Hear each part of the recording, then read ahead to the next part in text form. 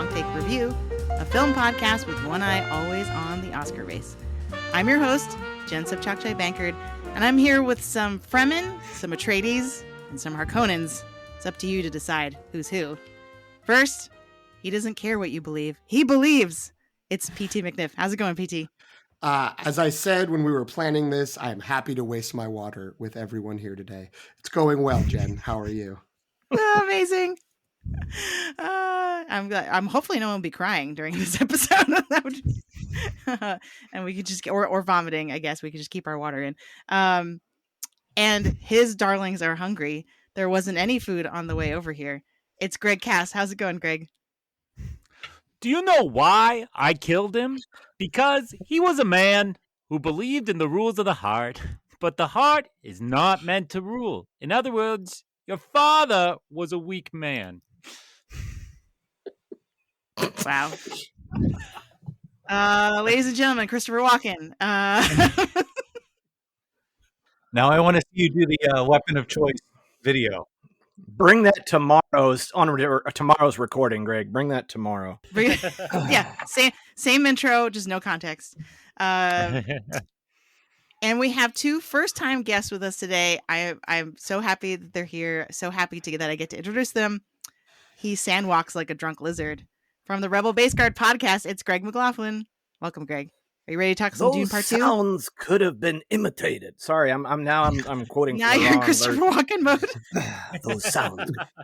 That's my bad Thufir Hawat from 1984. Great. Thank you for having me on, by the way. No, my pleasure. And last but not least, his still suit is full of piss. His head is caked in sand. It's Ross Holliman from the Album Cockpit podcast. Welcome, Ross. Are you ready to go back to Arrakis? Absolutely. And I guess with that intro, I'm kind of going to Macklemore's thrift shop and R. Kelly's sheets, but let's get going. Whoops. Wow, that seems like a million years ago now. All right. So if it didn't already become obvious, we are talking about Dune Part 2 today. Greg, PT, and I did an initial review right after the film came out in theaters. But now, we're kind of timing this because the Dune Part 2 is now available to rent or buy at home. And, I did try to look this up. People are just guessing it's going to be on Max over the summer. That hasn't been officially announced, but that seems like a safe assumption.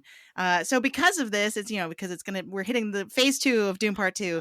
We wanted to revisit the science fiction epic with friends who haven't had a chance to share their thoughts on the film. So we all know Greg McLaughlin and Ross Holliman from the Star Wars podcast community, but they are also huge fans of the Dune franchise. And so we are happy to provide an outlet for them, a place to deposit their Dune takes. So yeah, we're kind of treating this as like a follow-up, sort of more specialized review now that we've had time to mull over the film for like a month or two. So now we usually do a spoiler-free section. So if you're listening to us for the first time, normally we try to do a spoiler-free section, but since we've already done another episode on this film, we're gonna dive right into spoiler mode from the start. Just get into it. We've got a lot of great folks on the call today as well, so we want to kind of make it the most of their time. So if you were hoping for spoiler-free thoughts, though the movie's been out long enough that I'm not sure why you would want that. You can go seek out the episode we recorded in March. But what I can promise, we're going to really try not to talk about anything from the books that have not yet appeared in the film. So we want people who feel like they want to go into the next Dune movie. Should it happen, it probably will happen. Fresh. So yeah, we're going to try to not talk about what we think would be in the next movie, but just keep it to what we've already seen. So I think we are just about ready, but before we drink the water of life, I need to ask PT a question. PT, if listeners think we will lead them to paradise after listening to this episode, what can they do? If they want something to listen to while they're traveling south, they can subscribe to us wherever they get their podcasts, wherever you're listening now. We host the feed on Jen's Substack at thelongtake.substack.com. But you can also find us on Spotify, Apple Podcasts, Overcast, YouTube, wherever you can get a podcast feed. On social media, you can follow us on Instagram and Threads at The Long Take Review, as well as on Letterboxd at LTR Pod. Thanks, PT. So we are going to kind of defer to and start with our guest for today. So, Ross and Greg, I'd love to hear about your relationship to Dune before Denis Villeneuve started making these movies. Did you have a relationship to the books before? Had you seen the 80s movie? Tell us a little bit about the context that you were coming to Dune Part 2 with. Well, it was a long time ago. No, it was Dune had already kind of made it to the small screen, the original 1984 film, and around, I'd say, 87, 88, I was in my senior year of high school when it came to one of our late, like every market has that late night, guy that or gal that I think in California was like Elvira, right? That would do like the really crazy, kooky theater. And in Columbus, Ohio, it was Fritz the Night Owl, who's still alive, by the way. Elvira as well, I might add. So I had a chance to see it. It was really late on probably a Friday or Saturday night, and I kind of dug it because I hadn't really seen it in theater.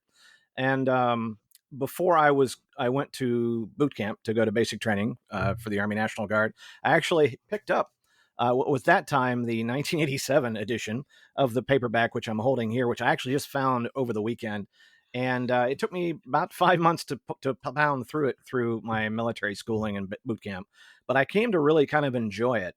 And because, the 1984 movie, kind of failed in many ways, as PT has kind of talked about before, where there was just too much, book for movie.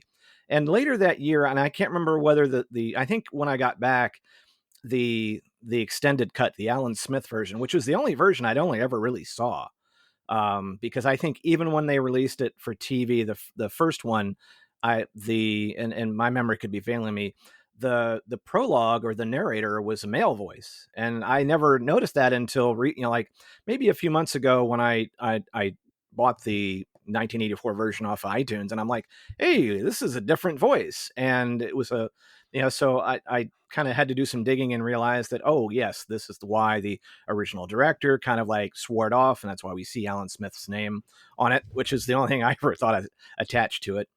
But yeah, I remember, and a friend of mine, a good friend of mine, Jeff, one time because I recorded them both on VHS, we went through both versions, the 2 and then almost 4-hour versions in one day, because that's what you do when you're 18, 19 years old and you got nothing to do on a Saturday and you can't drink yet legally. So you go pour through 6 hours of Dune and then you say spice everywhere. But, it was one of those, just like Blade Runner, speaking of the director of Dune 2, that I kind of tucked away as sort of like, it was a great memory. I enjoyed the story. I tried to get Dune Messiah and some of the other books, but you're like, no. But, it's just one of those things like Blade Runner where it was like a nice encapsulation at the time. But, now seeing, having seen Blade Runner 2049 in the theaters and seeing like his work and you start to see like even Dune, I didn't, when they remade it, I was like, really, you're going to try this again? It's really, really tough. But I would say after, having it was on Max forever. And I started to catch and didn't realize Stellan Skarsgård was, Vladimir Harkonnen. And I was like, oh, wow. All right. I'm in on this. And so kind of rediscovered it recently, right before Dune 2 came out. And so, that's it's kind of like I said, it's always kind of been there, and obviously it has all the history and it has all the story behind it. But I think with this latest iteration, they've really done it right. And so it's fun getting back on the train after all these years. So in a lot of ways, this is like a rediscovery of something you loved a long time ago. Amazing. Exactly. Yeah. Ross, how about you? And for me, it's just kind of been lurking in the sand, waiting to jump out here. I haven't yet read the books. Monica just finished reading the first book for the first time like a couple days ago. So she has that to hand off to me as the semester ends. I'm finally going to start doing it. I kind of avoided it waiting for this, but my initial introduction, being the music fan I am, I loved The Police growing up. So when all of a sudden Sting's about to play this part in this David Lynch movie, it's just like, oh, this is incredible. And then the movie was just what the movie was. That doesn't mean that I didn't enjoy aspects of it and things like that. And especially Sting being in there. But that was my initial tie, was that the Police and the Synchronicity album kind of brought me to Dune, and piqued my interest there. So that ties in, and what it has become now, it became big, and that is the fun part. I'm so jealous that I'm not back in Culver City driving to work and having, the four-way stoplight at Sepulveda where there's like 8 billboards around it, because I bet when Dune came out, that was amazing with all the art around there. And those are the things that really help these blockbusters stand out to me. But just seeing everything else that came out about it just piqued my interest more and more. And especially after watching the first movie, I was so upset when it got pushed back. And it was just like, I was like, this is this many more days. This is BS. What's going on here? But then it lived up to it. So I'll leave it there for that. That's where it kind of started. And I can't wait to devour the books, or at least start the first book. And Messiah just arrived 2 days ago as well now. So that will be on deck to get deeper into the storytelling and get to pull what I want out of it now that I have these visuals that have been done at such an amazing level. Yeah, and I think what's interesting, I'm on the precipice of reading Dune Messiah. Like that's my summer. As soon as I'm done with the semester, that's what I'm going to be picking up. And everything anyone I've heard who has read it recently is like, get ready, it's weird. So I'm really excited to see what they mean by that. But yeah, PT, were there billboards? Because you're the only one I think who can report from the ground in terms of like LA billboards. Yeah, but Culver City's the west side. I don't mess with that. That's too far away. I'm on the east side. But there were billboards. It was it was on a lot of the sides of the buses and the bus stops and the big billboard areas. It was definitely the big event for in the advertising, which in LA proper obviously skews heavily towards movie events. So yeah, it was definitely around. It felt, you could feel the energy around it growing, and just people wanted to talk about it, and the kind of people who only go to the movies 2 or 3 times a year, we're talking about like, oh, this movie, and similar to what Greg was saying, is that they were catching up with the first one that maybe was still sort of the pandemic when that came out. So I think it was on, like, it was smart of them. I think it was on multiple streaming services. It was on Hulu, it was on Max, and so people, I think it was on Netflix for a while, so people could catch up in a lot of different places, and I think that was a real benefit to the movie. Yeah, for sure. When Greg M was talking about sort of your first time reading the book, it made me realize that I had heard the phrase "the spice must flow" long before I knew even really what Dune was. That was just a catchphrase that people I was friends with would say when I was in college, and everyone would laugh, and I'd be like, "Oh, this is a thing! Like, this is a nerd inside joke. I've got to learn what it is." Like, so yeah, I think that's really interesting that it has that kind of, that's its version of breaking through popular culture, like past people who are familiar with the book. All right, so because we are doing this as a second episode, sort of after it's been in theaters for a little bit and now it's available to watch at home, I just want to throw this open to the whole group. Has anyone had a chance to compare the theatrical experience to watching it at home, or like what is sort of your viewing experience of Dune Part 2 been like so far? I'm sorry, PT said there are people who only see 2 to 3 movies a year. You meant a week or in a day? No, a year? In a year? I knocked that out this week already, and it's only Wednesday. My finger hovered for a very, very long time over the purchase button, and I didn't ultimately do it at home because I wanted to wait and buy the 4K. And when you buy the 4K, you're actually not paying much more. I think the digital copy is $30 right now, and I think I pre-ordered my 4K for $32. So and you get the digital copy then. So I held off to wait. But I will say, since we last recorded, I treated myself to a third screening. I think I'd only seen it twice when we last recorded. And I went to, and I'm sure Greg and Ross will not believe me when I say this, I went to the furniture store in our local area, which is where the best movie theater in, I think, all of New England, maybe at least all of Massachusetts. Providence has a good one now. It's at a furniture store, which just runs a world-class IMAX theater. When Force Awakens came out, J.J. Abrams said, these are the specifications you should see it with. There were only like 5 theaters in the country that matched them at the time, one of which was this theater out of Jordan's Furniture here in Massachusetts. So I saw it one more time there, and it was so great. The sound system here in Massachusetts, they call the subwoofers they put into your chair the butt kickers, and we just shook. Like my Coke was shaking in my cup holder, and it was like exactly the way to see it. So I'm a little nervous about watching it at home because it will not be that unless I ask my 8-year-old to shake my chair. But I am still, I purchased it, I pre-ordered it. It's one of those that will absolutely be something I put on a hallowed shelf, which I think means it reaches a certain tier in my life. I can report I watched it on my laptop screen. Still looks amazing.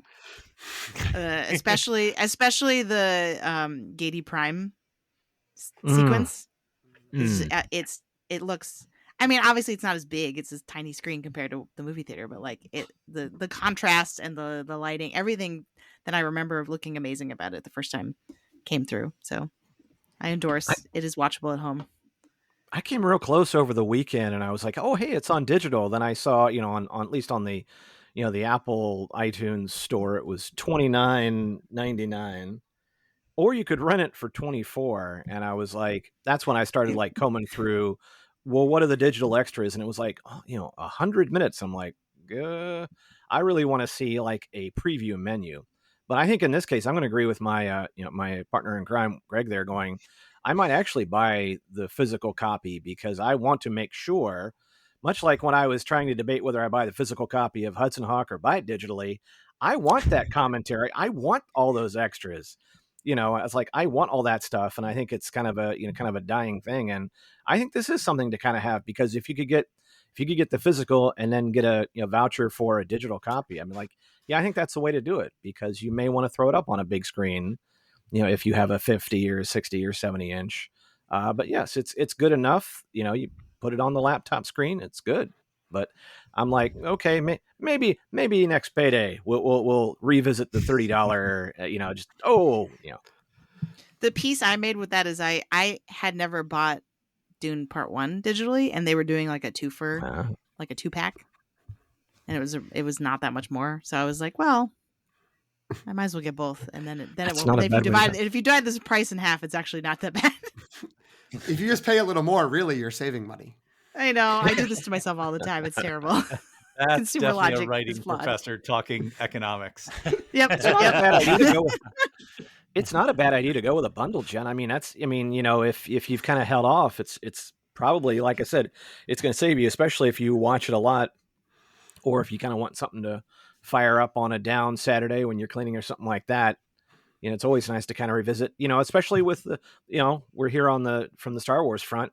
Same thing. Sometimes I like going to the purchased Star Wars movies as opposed to Disney Plus, because I want to throw the audio commentary up, or I want to, like see some of the behind the scenes stuff. And that, I could, that way I don't necessarily have to kind of sit and watch the movie. I can be doing something else and have that going on in the background. Yeah, and I have not watched it on a smaller screen yet. I have seen it 3 times in the theater. The first and the third time, and here's where I'll brag about my theater. I definitely want to check out the one that Greg has on the East Coast there. But the IMAX theater at the Indiana State Museum is one of 12 in the world that played the Dune 2 70 millimeter cut. So I got to see that twice. It is a giant square. It takes over the entire wall. It's the largest screen in Indiana. It's 6 stories tall and 84 feet wide. And it just blasts you. And no one shook my chair, but the speakers and the sound system there are still kind of making you think back to the old, I don't know, Maxell commercials and stuff where the guy's getting blown back in his chair. Yep. But yeah, they were 1 of 12 for Dune 2, 1 of 30 for Oppenheimer. And when that monochromatic scene came on, holy smokes, it was gorgeous. And I think it's coming back to IMAX, right? Because there's nothing in the IMAX It taking is up the coming IMAX back screen right now, at right? least here in 2 days for a week. So there's a good chance a fourth screening is going to happen early next week. Love it. All right, so I do want to hear everybody's short takes. So we'll start with Ross and Greg M. Just, what's your sort of like soundbite review of Dune Part 2 in particular? And then when we get to PT and Greg C, I would love to hear about, what has changed about your short take at all since we recorded about it last. You know what I mean? Like, have you had more time to think about it and then your mind has changed about some things? So yeah, Ross, we'll start with you. What's your short take on Dune Part 2? It was a marathon of sprints, I think is the way to look at it. There were so many great scenes, and then you take a breath, and then it moves into another area, and just the intensity of everything. Obviously we're blown away by the visuals, but seeing Jessica, seeing her kind of still leading Paul in certain ways and trying to get him over the hump into understanding this, believing this, going along with things as he's trying to stay true to the Fremen.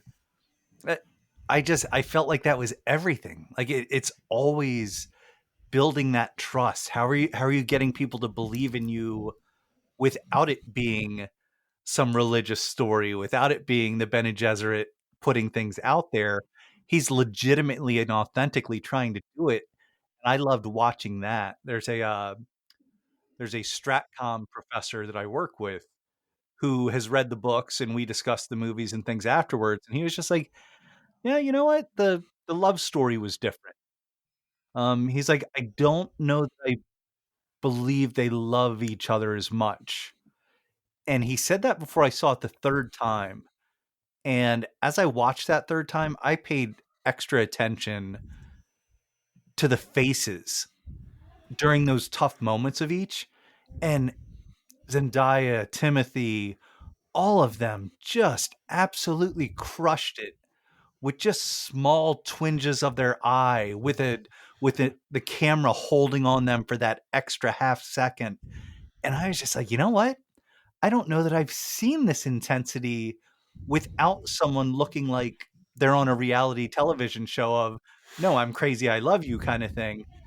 It was intense in that way, and I loved it. I thought they did great the whole way, and then, give me Stellan Skarsgård in any role ever, and I'm probably going to be happy at this point as well. It's really hard when the Hobbit parts 1, 2, and 3 really take away your zest for multi-parters. I mean, not everything can be Infinity War and Endgame. But when you kind of look back and seeing, like, when comparing, 84's take and 84's extended take versus this, you kind of go, this makes sense. And then seeing the tie-in to Blade Runner 2049, where it really had that breadth to just kind of sit and just be. And I think that's, to me, that was such a daring take to go, you know what, some of this stuff is just going to go on and we're going to kind of let it. And a lot of it's going to make more sense, but it's just everything on the screen is so stunning and it's done so well. I think the only thing that probably took me out a bit was Christopher Walken, because there are some people now, you get to the point where it's like, he's Christopher Walken and I really just want to hear him talk more than, if he gets to 2 sentences, like if you keep him to 1 sentence, okay, he can pull it off.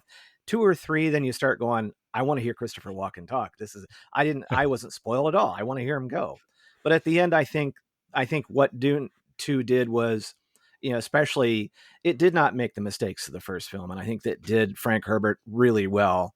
And it really makes for a nice place. It's weird because it's like a part 2, which is really of one, and so we're going to get maybe a trilogy, but really it's two parts. But I think that was the only way you could really do this movie, and I think they spent time in places, especially the first one didn't, that really brought out. I mean, there's so much book that you did have to kind of skip over a few things, but I think the choices they made and what they decided to tell were really smart, and I enjoyed it. I think what I want to ask everyone based off of that is would this be better? And I don't think it would be. Would it be better as a series on Hulu, on Amazon? So you can get into more of that. I love the immensity of it for what it was with the theater, but I also know that they had to make some decisions that changed that a little bit. Well, it's interesting you ask that because there is this sort of wave of film nerds, for lack of a better term, who are always bristling about the fact that everything becomes, or so many things become, a limited series instead of being a movie. And they watch like a 6, 8, 10 episode series and they're just like, why wasn't this a movie or 2 or 3 movies? Kenobi. Oh, sorry. Yes. And so there are some specific examples where that could happen. But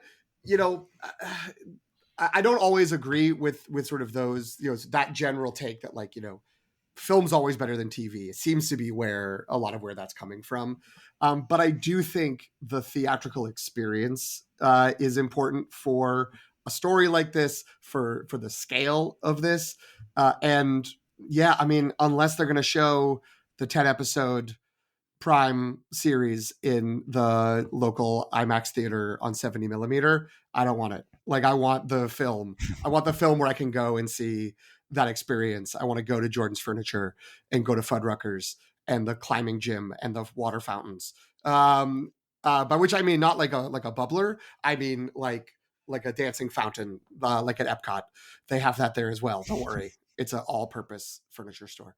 But I want that experience instead of seeing it on TV. I know it will be great. I look forward to getting the 4K Blu-ray with the accompanying digital copy that I'll put on my various devices. But I need it on the big screen. I need Dune on the big screen, even if it means we don't hear as much about the Mentats, or, the Bene Gesserit doesn't have the full fleshing out conversations that we might have gotten in the TV show.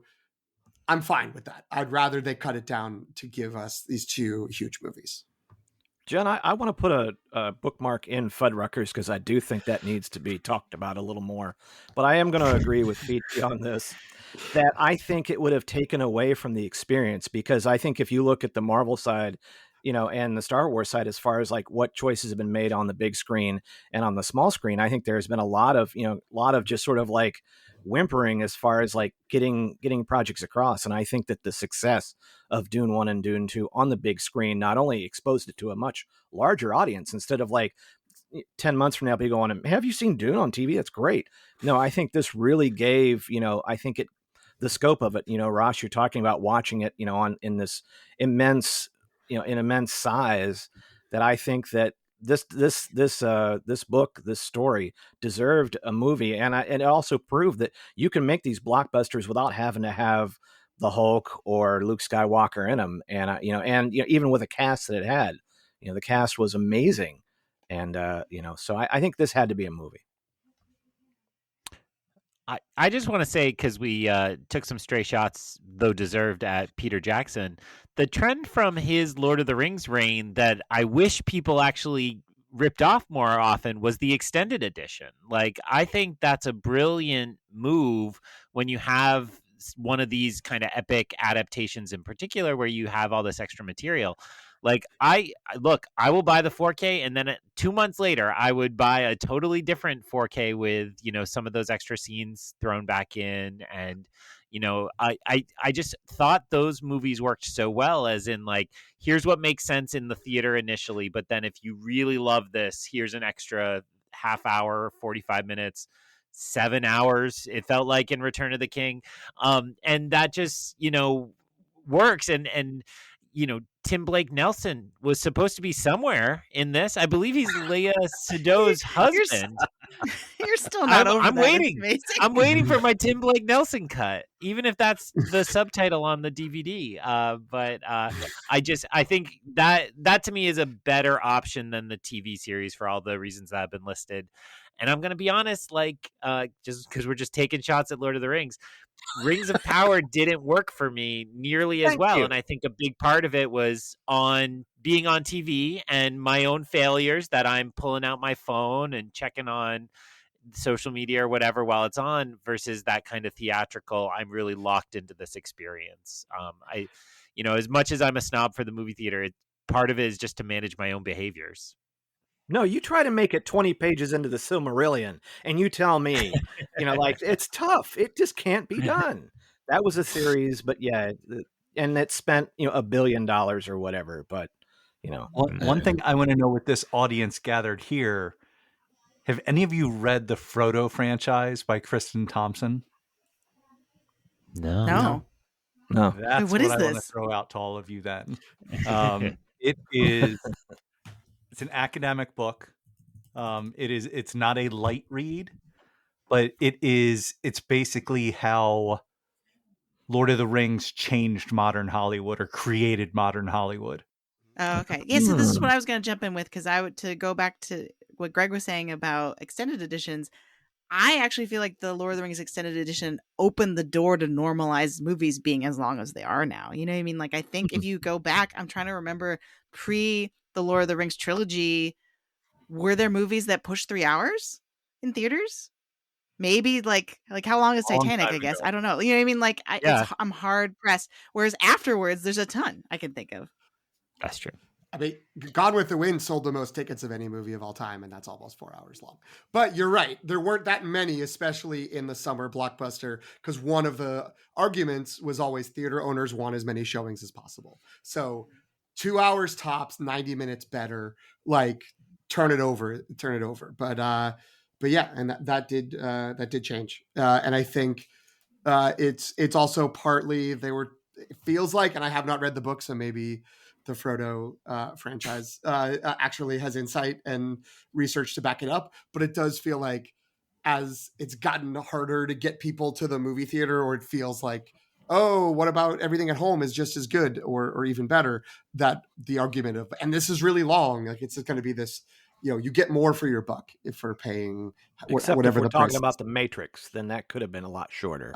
Lots of things could be shorter. But that doesn't mean they don't like saying, like, they breathlessly report, like, this M. Night Shyamalan movie is going to be the longest he's ever made. It's 2 hours and 40 minutes, which is true for his upcoming movie.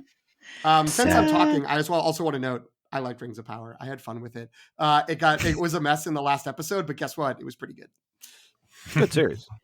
I still haven't finished it, which is crazy considering I consider myself a huge Tolkien fan. Like, it's like, so the fact that I never finished that series, I feel like says a lot. And for some reason, in like 4 episodes, it didn't manage to like hook me to the point where I wanted to watch the rest.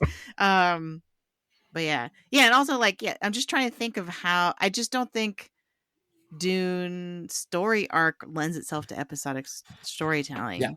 Right, because I have a hard time. Like, would we just have more episodes of Paul trying to ride sandworms? Like, you know what I mean? That would be a whole episode as opposed to like a 15-minute sequence in this movie, right? Well, I don't know. Or we'd see him failing to do it first. Yeah. Yes, similar to the movie people who get frustrated about all the adult, grown up, non sort of comic book adaptation. Stories are being told as TV shows. There's also TV people. I think of Alan Sepinwall at Rolling Stone, particularly, who are like, they don't, like, a lot of these things are not told in episodic chunks. Like, there's 6 hours maybe, but it's a 6-hour narrative constructed like a 6-hour movie. The cutoff points are almost arbitrary, especially when it's something that's dropped to be binged, where it's all the whole episode, the whole season, all the episodes are dropped at once. So yeah, I think that's a great point, Jen, that like, where's the cutoff, and where would it feel like this was a worthy, self-contained, bite of a narrative, as opposed to just being like, well, we've done 45 minutes. Let's put credits in and get another viewing tally in our audience box. And now I'm wondering what Game of Thrones would have been like as a movie. And Because I when feel you like that's are the in the reverse. audience box, do you have the poison arrow right at your neck? Correct. Yes. Amazing. So PT and Greg, has anything kind of changed in terms of your take on this movie since we last talked about it? Still good. No, I still like it. It was, I don't know if I've seen it again, because I forget. I did go see it a second time. I have not seen it beyond that. I saw it a second time, similar to what Ross was saying, and I know Jen's experience the first time, the 70 millimeter IMAX film. Mine was in Hollywood at the Chinese Theater. Incredible. Like seeing it, blown up to that size, it was already great. But I think I may have already talked about that or said that in our actual review episode. Given that nothing has changed in terms of me watching it, except just like thinking back on it, like every once in a while, just images popping into my head and me being happy because like what a great time it was at the theater. And I have heard more people's quibbles with it and have tried to reflect on those and almost universally been like, nope, I don't agree. It was great and you're wrong. But yeah, good movie. I will say this is the part of the podcast, we don't have a sound drop yet, but where I endorse an episode of the Writers Guild of America podcast. So the thing that has most changed my views on this film, they had Steven Spielberg, director of Indiana Jones and the Dial of Destiny. Just kidding, that was James Mangold. I just had to say the title. So director of Raiders of the Lost Ark. Well, put that on your bingo card, folks. You get the reference.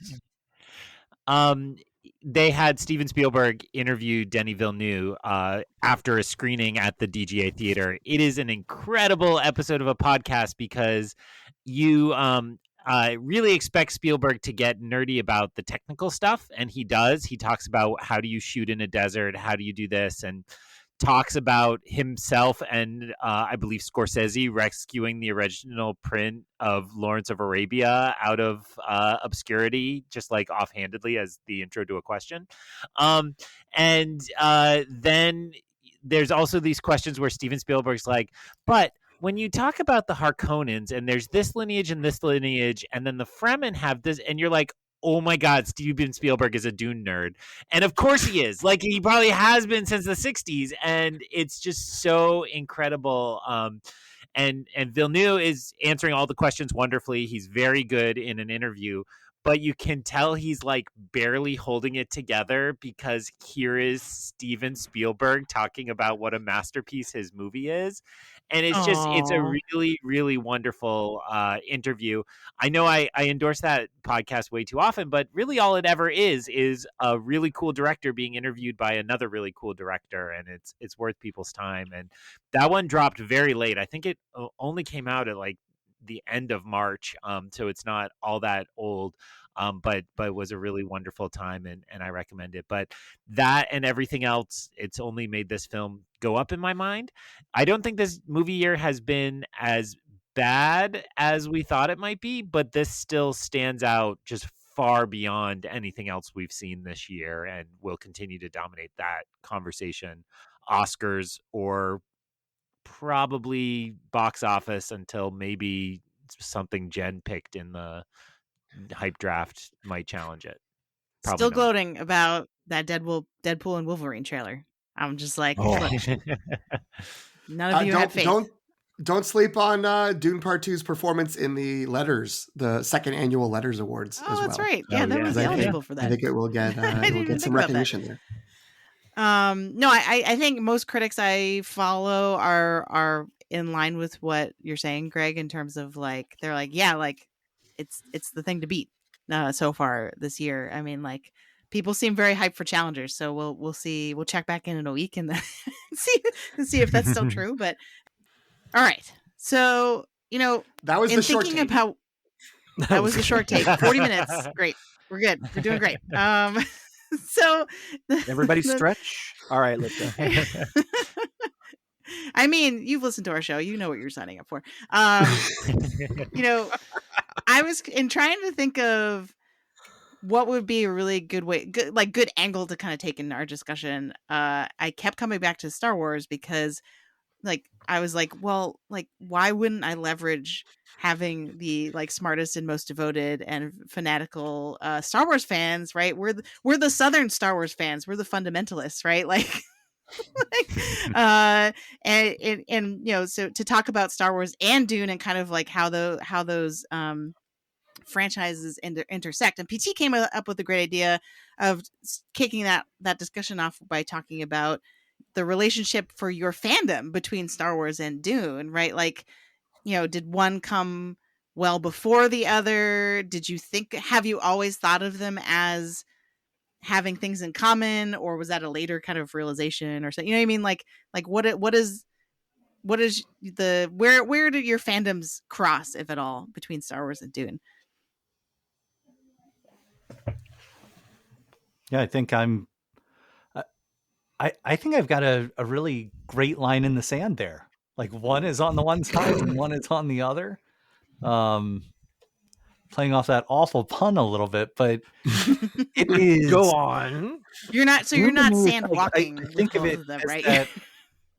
that literary, more mature approach, almost. So, like, Star Wars is me tying my Millennium Falcon to a string or a rope on the tree in the backyard so I can watch it fly. Dune, I'm in it more as an adult right now, and really getting there isn't a swashbuckling. You know, it's much more real in the battle. It's much more, you know, there aren't necessarily cute aliens and this and that. It's a much more intense and I think adult feeling than Star Wars is, at least to me. You know, and especially with the 1984 release, you know, kind of failing spectacularly, you know, and it came out during a time, you know, if you think about between Star Wars and, let's say, you know, Star Trek 4 or whatever like that, kind of like the late 70s to about the mid 80s, where you had these two enormous franchises that were releasing amazing movies. And then plus you had Blade Runner in there. You had Raiders of the Lost Ark. I'm just going to throw that in there because it was just there and it'll make Greg happy. But, you know, it was just sort of on its own. But I mean, discovering it later, you know, when it really didn't, there was nothing it could really put up against Star Wars. And so it was just something where it was an interesting story. I wanted to learn more. And there was all these books and there was just more you could delve into. But it kind of became much like Blade Runner. It was sort of like that moment. It had its moment and it was just there. And you could just kind of like, it was just really nice. But to kind of see it come back, you know, now I'm sort of like, you know, Lucasfilm, Disney, are you listening? Are you watching? Are you paying attention to what they're doing? Because you've got some films coming up and you've got an audience, you've got a fan base that's really, you know, wanting to get its claws and its teeth into this for good or bad. And you're being shown like you can do this. You can really have, you know, you can take it. You know, it's like not everything is going to be written as well as, like, you know, let's say the Gilroys with Rogue One and with Andor. But you could really put some time and energy into it. You can even make a two-parter. You don't have to keep making trilogies. You could, you know, feel free to tell a good story. And I think it just comes back to, like, it's a good story. It's a really good story. And I'm just glad it's getting its due. And, you know, it's one thing. It's like, you know, why does Tron, I love Tron and Tron Legacy. I went out trying to watch it in the most expensive way possible, but there wasn't a whole lot of story there. It was more just flash and gets, and they tried to wrap a story around it. It got better. And I'm just more like, hey, before you try to release another one, get a good story, get a really good story to wrap with those great graphics and try to give me a complete package. Yeah, JJ. I mean, like, ouch, hot in here. Wow. Part of the discourse that's happened, I think, largely since we, had our initial reactions to it, is a lot of people have really brought up, and Denis Villeneuve is first to do this, how much Frank Herbert really didn't want to endorse kind of a Messiah mythology, and that he felt that people had read the first book and were falling in love with Paul, and that they really didn't get it, which is why he then wrote Messiah and made it very clear that a single person being the savior of a society is a negative type of mythology to ascribe to. So it's really interesting to place Dune in that way before and after Star Wars, because so much of what George Lucas was up to was to create a new mythology, particularly for kids, right? He aimed it squarely at 12-year-olds, present company excluded, myself also excluded. So, I think it in the time between Dune the novel and Dune the Denis Villeneuve film, that kind of mythology came to be everything. And this goes back to Ross's point that, like, if the majority of films speak to 12 and 13-year-olds, and we can all enjoy a good Marvel film and we can all enjoy a good Star Wars film, but they're working on that level. And I think the way that Denis Villeneuve has returned to this is like, let's challenge that. Let's make it clear that we shouldn't be teaching particularly our young men that they are the center of the universe and everybody else exists just to fuel their hero's journey. But let's actually make this about the effects that somebody with that type of personality would have. And, I think you can blame George Lucas for like making the Campbell hero cycle like the only way we make movies for the last 4 decades. And so I think to bring a really, as Ross said, a complex, adult, mature challenge to that is really fascinating. And I think it is really good for our culture to have that challenge. And I don't know if the right people are getting the right message. I do know the first threads I wrote about how great this movie was, the first response was like, well, geez, they really messed up the book, but I guess somebody had to like it. And I was like, all right, dude, like let's calm down. But I do think you always attract those really people great on the internet. I don't know what it is about your posts, but like I feel like you those the same often ones get comments like that. Are those the same ones that are upset that Rage Against the Machine all of a sudden got political? Yeah, Right. I think so. I want to push back against a little bit of what you're saying though, because I put one of the other questions, which we now, if I mention it now, we don't have to talk about it explicitly. One of the questions I put in our outline was, is Paul Atreides more like Luke Skywalker or Anakin Skywalker?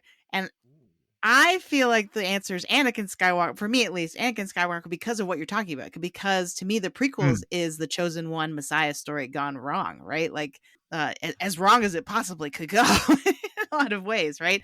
Right, and I just think of like Obi-Wan being like, "But you were the chosen one," right? You drop that in. And Drop that in right here. You were the chosen one. It was said that you would destroy the Sith, not join them. Okay, good. Awesome. Okay. Thanks, Jen. I'll do it. Nice editing.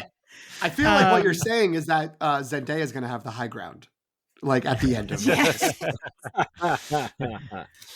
this. Makes sense to me.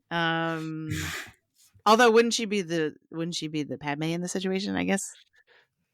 I mean, we're remixing. We're remixing the story. She's a little Kenobi and a little. We're trying to open the role here, Jen. But my point is, I don't know if it gets it across as clearly, but I do feel like the prequel films are dealing with a similar tension of like, did this happen? Did Anakin Skywalker become Darth Vader because he had this prophecy that kind of messed with him? You know what I mean? Like that he was supposed to be. There was so much pressure that people thought he was the chosen one, and then he didn't make Master, and he got all mad and like, you know what I mean? Like it's like Then you can trace it all back to the prophecy is like the source of a lot of the problems in this movie. So I don't know. Good pushback. I haven't watched Phantom Menace recently enough to really judge that, and so I'll let PT talk.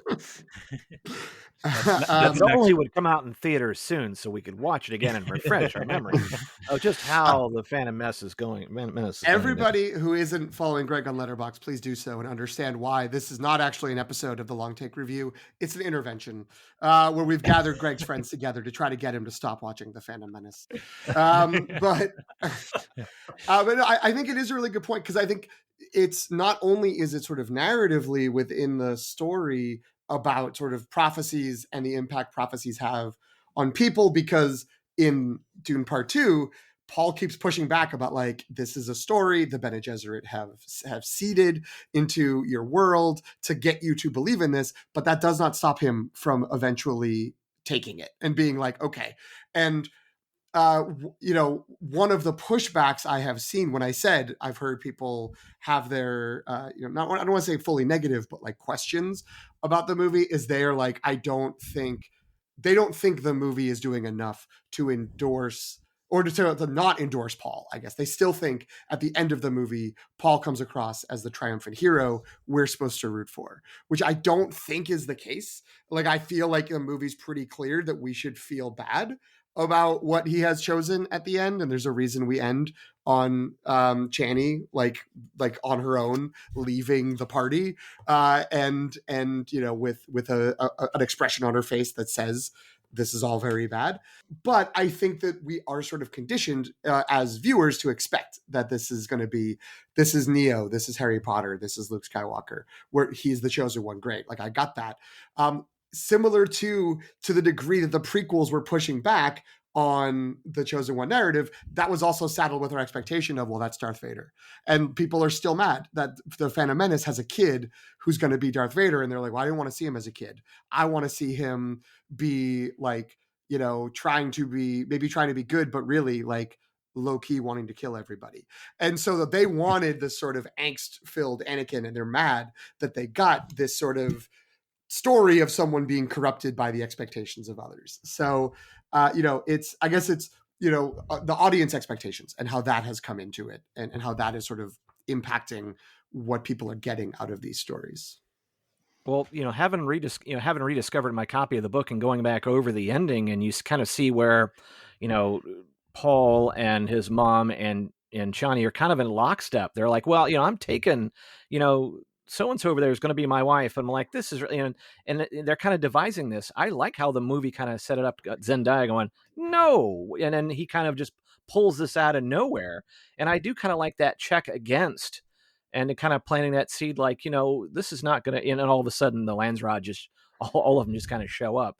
But I do like that, how they kind of ended that, where it does kind of show you, and having listened to you guys' podcast and some other podcasts talk about it, it really kind of turns your head, because in the original movie it rains on Arrakis. Let's just say it was a bizarre kind of ending, but there wasn't going to be anything else. But here at least you see that this is not all not all sunflowers or whatnot, not all sands and worms. I'm losing my grip on this one, but I just think that I like no baby sandworms were harmed in the making of this podcast. No baby sandworms. But yeah, I do like that they put out the questions, and I think I like the decision they made at the end, is what I'm grasping at straws to say again. Well, so the next thing I had on the list was, and we've alluded to this a little bit. I think Greg might have been the one that says like before and after, like there's a before and after Star Wars of in the Dune time. The Dune timeline is tangled with the Star Wars timeline a little bit, and so I wanted to kind of bring up two things. One is that Christopher Nolan very, very famously has compared Dune Part 2 to The Empire Strikes Back. He says this in an interview, for me, I don't think it says too much to say that if Dune Part 1 was Star Wars, this to me is very much The Empire Strikes Back, which is my favorite of the Star Wars films. I just think it's an incredibly exciting expansion of all the things you introduce in the first one. So he's definitely thinking of this as like a trilogy. And then there's just something that Villeneuve actually said back in 2021, presumably when they were making the first Dune, and he says it was a very long process to find this identity in a world with the giant elephant of Star Wars in the room. George Lucas was inspired by Dune when he created Star Wars. Then as we were making a movie about Dune, we had to negotiate the influence of Star Wars. It's full circle. So I don't know, just give me some thoughts and reactions to these ideas. Like is it like, are they just kind of like so entangled with each other that we can't tell what's what? Or like, do you see in Dune Part 2 in particular sort of reactions to Star Wars because it is coming after Star Wars? I mean, I think we have hope. We have believing in some form of faith or religion. we have strong male and female characters that need one another to achieve things. I mean, we can probably find all sorts of stories that make those work very well. So I think at a base level, it's there. We obviously have Sand, but I don't see Hoth coming up soon. But I also don't know all the planets because I haven't read the books yet for Dune. So that's I'm able to compartmentalize them separately. But if it is a breakdown and if it's an academic exercise, there are definitely ways to say, hey, this symbolism or this importance of the theme of hope and belief and, evolving or resuscitating because of that's how it exists. I don't think the producers of Dune can hear because the sound of all the money that they're making off this, kind of like, what? I can't hear all the coins that are chinking in the background. But I would say this to me is an interesting question. Once we see Dune Messiah or whatever it will be called coming out around the time of other movies, the Star Wars movies, whenever they decide they want to come out. So then you sort of have whereas really Dune's kind of had the space to itself, especially post COVID, where, you really haven't had those major blockbusters, come out and really, get and hold the audience. So I would say that I think it's a shot across the bow, and I'll be very curious.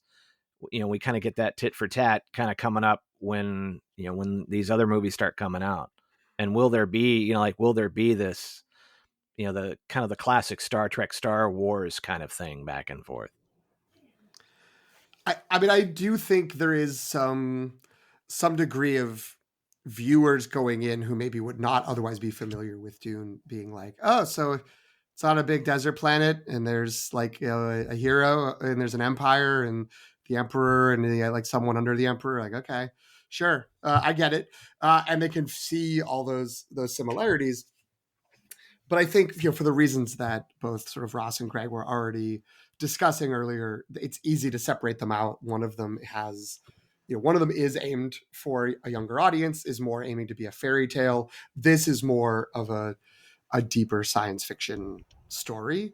And I think the fact the movie got to be made at the scope and scale and cost that it is, that it has been, like these two movies, is because of the hope that it would be financially successful, because people are primed to go see big space movies based on Star Wars. But that also was the reason that John Carter got made by Andrew Stanton like a little over a decade ago, and that didn't work out. Another literary forefather for Star Wars, but the goods had to also be there. I mean, no offense, I had a good time with John Carter, but I didn't see that on my bingo card. That was awesome. That's a great take, PT. Yeah.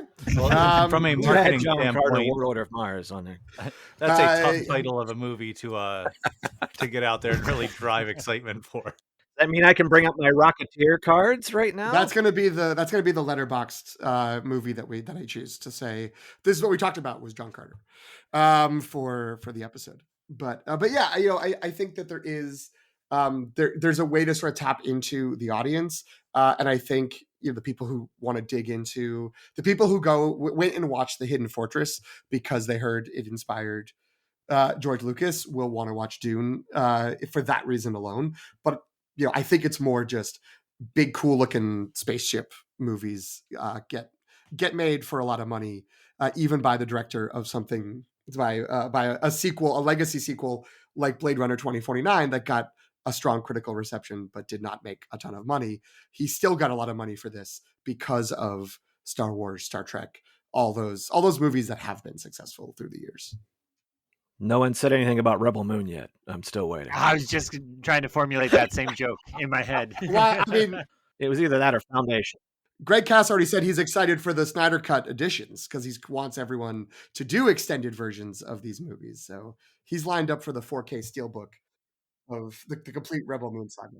Ross mentioned hope, and that kind of reminded me of a scene in Dune Part 2 where Paul is talking to Lady Jessica, and she this is one of the many times she's trying to be like, you got to get on board with this Messiah thing, like, you know what I mean, like let's, like, I don't know what what the problem is, like, you just got to lean into it. And she says that you give them hope, and it's one of the weird, like, kind of scary moments. Actually, I was wondering if Greg was going to use this in his opening, because he likes yelling in the opening in the opening quotes. When he kind of barks back at her, that's not hope, right? And so I think it actually is in some ways like an interesting, like a dark response to the Star Wars ethos of like there always is hope, right? And he's like, no, like this is very sinister. This is hope. This is manipulation masquerading in hope, right? Which I think that one thing kind of just like to me says a lot about what makes these two franchises different. Also, the genre designations that PT mentioned of like hard sci-fi versus space opera, Rebel science fantasy, right? I don't know what that is. I don't. Has anyone actually seen the second one that just came out? Scargiver? Yes. Yep. Yeah. Like an idiot, Yeah. I went and watched it. Is there more Anthony Hopkins? That's all I need to know. Slightly. Yes. Slightly. He's around. He's Okay. around. He doesn't disappear. He doesn't run away. I think actually Greg Cass liked it more than I did, and like notably more than the first one. I thought it was more of the same, but I'll defer to him. But it brings up what I wanted to talk to about to this question is, you know, the quote you read from Villeneuve. I think there's a way in which it comes down to like design, right? That like whatever they wanted to create, when you're thinking, okay, this is the spaceship we want to create, you kind of have to go through that catalog of what has been a key starship in whatever, right? And I think there are times when we see that cross-pollination, and given the bias of who's on the Zoom call, I'm sure we all think it originates in Star Wars, but you know, it goes the other way sometimes. Some parts of the Ghosts feel an awful lot like a certain Firefly class starship we know and love from another franchise. Jen, calm down. I bought the Ghost. It's coming. Don't worry. I'm not backing off that. And so that's where I would say they probably had the biggest curve, and where they far exceeded, right? Because there's a lot of Dune that's kind of automatically set with like what the sandworms look like, what the sand looks like. But when you think about the harvesters, when you think about you know, the Emperor's spaceship coming in as a giant shiny disc ball sphere thing, all of that is just startlingly different than Star Wars in really exciting ways. And so when Greg talks about that kind of influence coming back around, I hope it encourages Star Wars to push the boundaries a little bit. One of these upcoming Star Wars projects is supposedly set 25,000 years before the Star Wars we know. And if it's like, you know, the iPhone 10 to the current iPhone 11, I'm not going to be that excited. Whereas it really needs to be like the Motorola Razr to the iPhone 11 in terms of design. And I think they could really benefit from copying a lot from, you know, the way Dune has pushed the envelope on that. And I think it could be really exciting to see that cross-pollination come back around. How old is your phone, by the way? This is it's a Razor versus my first phone was a Nokia, so that's too. where I went. The chunky Nokia with the little antenna on the top. Yeah. So we need, just waiting for those to come back in style. Yeah. Where else you gonna play Snake? Huh? You can't play Snake on your iPhone, can you? Oh, Snake! I play that on my graphing calculator. I don't think I play that on a phone. Okay. So what a nerd. Thank you for God, get her off the podcast. No. Thrown off her own podcast. All right. So thank you for indulging my attempt at having like a more high concept conversation about this. Now I wanted to kind of, you know, pivot to just like having fun and talking about what we loved about this movie. So I have a couple of sort of like lightning round questions. So we'll just kind of go around, but to start with, who is your favorite character in Dune Part 2 and why? Who are you picking from our lineup? I'm going to go a little random just because I like to do that. I'm going to go with Gurney. Because we do get him playing. We get him playing the bard role very quickly, and I did hear about that. So at least paying homage to that. but he is unapologetically him as his character throughout. And I think other people learn to respect him through that. So he isn't like, oh, I'm going to be Fremen. Oh, I'm going to be this. He's like, nope, I'm going after Rabin and I am taking care of Paul. And those are the things that I'm doing. And he is just dead set on it and does a masterful job playing that role. It's an interesting dynamic when he comes back in the movie, and then you're sort of like him between him and Paul, and it really sort of is interesting. I think they did a lot better job with him than Patrick Stewart in the original for sure, who just shows up out of nowhere like, "Hey, aren't you Paul? Aren't you Gurney?" So no, I think Josh did a great job. I mean, you could argue that he's the catalyst for everything falling apart. Because he's the one when he shows up, because by then Paul is still rejecting the prophecy idea. He's still like, no, I can't go to the South. I can't do that because my visions show me that's a disaster. I don't want to be responsible for all that death. And Gurney's the one who comes back in and says, hey, remember where you come from. Remember why you're here, right? Like, you're an Atreides, right? Like, before then, I don't think Paul had started to forget that he was an Atreides, and Gurney's the one who really brings him back to like his childhood feelings about like, oh wait, like this is where I come from. I'm not a Fremen, right? My loyalty is the to one my... with the nukes is the bad guy. Yeah, I was gonna say, hey, and by the way, we got all these nukes, man. This is cool. Don't you want to use them? They weren't his nukes. He just knew where they were, right? Like I'm just kidding. All right, who's next? Greg M. Who's your favorite character? Oh man, you're gonna make me say Fade, but it was. I thought I would say, like, in no deference to Sting, right? But Sting's role as Fade in the original was like he was just sort of there, and then he comes out of nowhere at the end, going, "I will kill him." And you're just like, so I think that as bad as Fade is, I think the build up to him, one, Gidi Prime is amazing. I'd almost take Gidi Prime over a person as far as my favorite thing about this. But I would say that, he's a freak and it's very believable. They really sell the freak a lot. And you get to see a little more backstory of it. And so I think as much as I could have probably taken, 2 hours of, Baron Harkonnen, Stellan Skarsgård, I could have taken that all day long. I think that Fade was an amazing character in this. I mean, not to shortchange anybody else. There was some great great acting in this, except Christopher Walken. But other than that, Fade is my favorite. So yeah, he was really good. Do you think the Baron was actually trying to kill him, or was he actually just giving him a good birthday present? Anyone can answer this.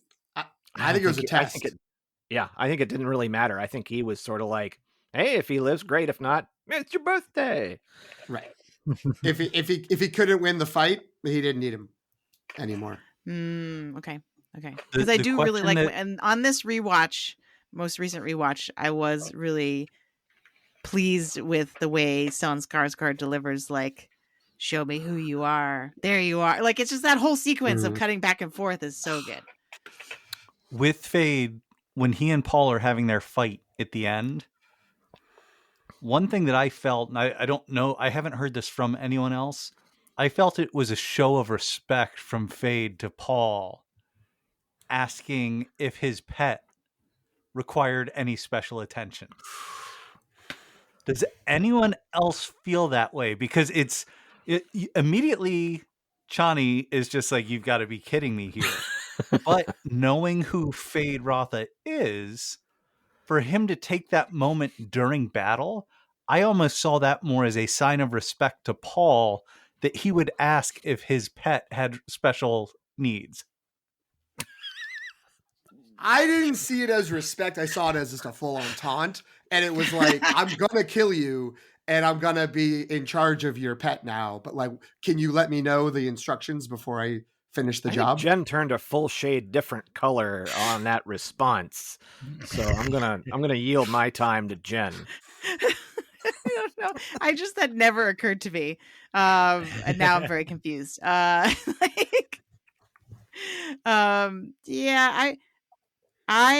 feel like he's projecting his own, because I think back to what Lady Fenring says, right? She's like, or no, sorry, it's actually the Reverend Mother. It says to Lady Fenring, humiliation and desire are his levers, right? And so I feel like it says way more about at him, and he's just kind of projecting his own. He's like, well, I have pets, so clearly you have pets too, right? Like that was sort of what I saw it more as, but it's really interesting to think of it as like him thinking like it's it's a good example of like the writer's intent does not always match how the recipient perceives it, right? So like it's really funny. I might not go as far as respect, but it does seem to me that Fade thinks they are parallel in every way, right? And I think as movie viewers, we're trained to see the differences, even though by Bene Gesserit design, they are on the same exact path and they've been manipulated in the exact same way so that they should be interchangeable. And so I think Fade thinks, yeah, like whichever one of us is headed up this pathway will get to take care of all of each other's pets. Now, will Paul have those women from the ship? I don't know. Maybe that's where we go in book 2, or I haven't gotten that far. Well, Greg C., who's your favorite character? I'm deferring to you on this question. Is the question specifically Dune Part 2? Then I think Yes. I have to go Stilgar. I don't have as much fun as when Stilgar is talking, and I am not a Javier Bardem fan, but I haven't seen him in a lot of things. And randomly, I listened to his Conan O'Brien episode, which he was like startlingly funny for the guy I only knew as carrying around the cow gun thing, and like I only knew him from a couple roles, and then I was like, oh man, this guy can cook. Like he can throw it right back at Conan and improv and all that stuff. And so I was really glad I had that really bizarre primer, because I think they found a register that really works for the character.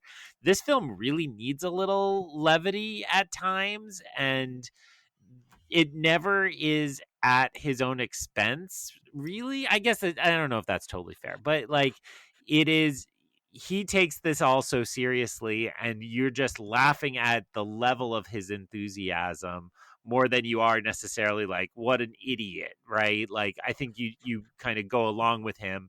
And the best is when everybody thinks that Muad'Dib is a terrible name, and he says like it's perfect. Like that scene will stand up as like one of my 2 or 3 favorite from this movie. And with all due respect to Timothée, I think it's Stilgar that carries that moment. Yeah, and actually, now that you're saying that, it feels like the script is not necessarily providing as much levity. It's his delivery of it, right? You know what I mean? Like I'm just thinking of when he right before the huge sandworm riding scene, he's like, look, nothing fancy, right? And he like just the way that he says it, the intonation he uses is so funny, because it's like he's like there's a playfulness to it, even though he's being very serious. And but yeah, PT, what were you gonna say? Well, I was gonna say I felt there were people who were, I don't even want to aim that they were really trying to critique the movie, but they were like, wow, they're just using the like Life of Brian, Monty Python things of like, he's not the real, I'm not the real Messiah. It's like only the true Messiah denies his divinity. And that's like, ported over word for word to Stilgar. And that like, he's kind of a goof maybe. And that it's trying too hard to mock the fundamentalists. But I don't think that's true. I think you're right. Both of you are right that it's the intonation, the performance of it. I also think that pays off because, we have a lot of sort of Paul, Lady Jessica conversations about how this is a seeded prophecy and has set up the world to have to follow him. And this is showing, but in a way that isn't overbearing or over, feels like the humor cuts it. It's the spoonful of sugar, so to speak, that lets us sort of see, yeah, that is happening. So then by the end, when it's like, and now we're launching the full holy war, and Stilgar's like, yeah, we're doing it. Let's go. Is like, right, this wasn't fun. This was actually very bad. This was a problem. And now all these people are going to, go down the path that Paul had been afraid of, but ultimately embraced anyway. And whether that's, it's partly because he thinks that's the way to save the people in the short term, but it's also conveniently gets him the most power and makes him feel the strongest. So all that complexity, I think, partially comes through because this comic relief character is still there and present, and very little changes in his affect or his delivery, but the impact is so different. PT, who's your favorite character? Well, it was going to be Stilgar. All that stuff I was going to say, but now Greg took it was for your so I got to say Lady Jessica as my backup because then you stole mine. So. Well, you should have gone first. That's all right. That's what I get. For it's your show. Justice for Ilsa. And it's. I think we talked about it. Go back. You can go back and listen to our review episode to speak. All of us speaking highly of Rebecca Ferguson, but I think she has a difficult role as sort of the fanatic. She's someone who is lost the Atreides part of her life because that all got wiped out in the attack, and so she really leans into the Bene Gesserit side and we're gonna survive because I'm gonna make this prophecy happen, and she buys into all of that and just gets crazier and crazier as this goes on, or at least more intense and more focused on it, and I just think the performance kills it, of her talking to herself, of the face paint growing as she leans into her Reverend Mother role more and more. And just the way in which she evolves from who I think is a very sympathetic character through the beginning of this movie, certainly all through the first movie. And again, sort of that is stripped away by her choices as the movie progresses. So maybe then my backup choice, because you took mine, is the fetus. And I actually mean that kind of yes, that sounds hilarious, but I actually feel like the unborn sister, and I noticed this more on this rewatch that I just did, but she actually is pretty important. And seems to be really pulling some strings in an ominous way that I feel added another layer to the movie and made it everything kind of more stressful in a way that I was I don't know what's going on with this fetus.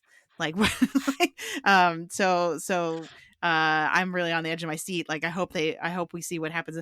And especially, and I think I remember bringing this up on our original review, but when Lady Jessica says the Kwisatz Haderach will be born in the South, I was she could be talking about Paul, but she could be talking about this fetus. Oh my gosh, what's happening?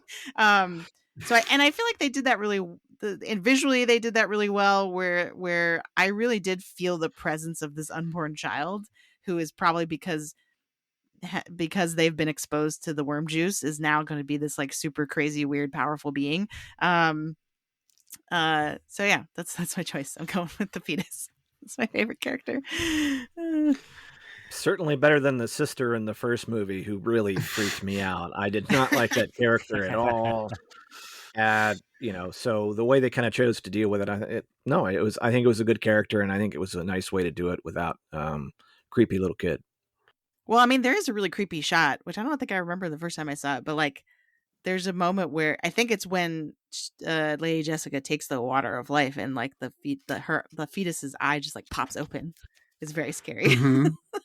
When it's just in those waves of blue as it's all going through, and you're like, oh my God, what's going to happen here?